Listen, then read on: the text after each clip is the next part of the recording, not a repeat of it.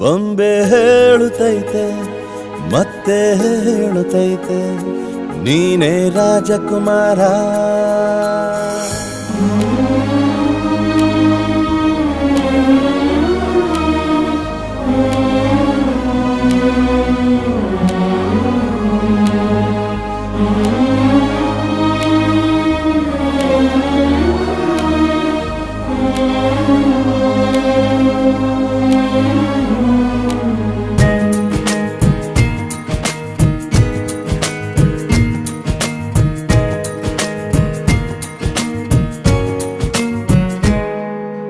ತಾನೇ ಉರಿದು ಮನೆಗೆ ಬೆಳಕು ಕೊಡುವ ದೀಪವಿದು, ನಂದ ದೀಪವೇ ಇದು.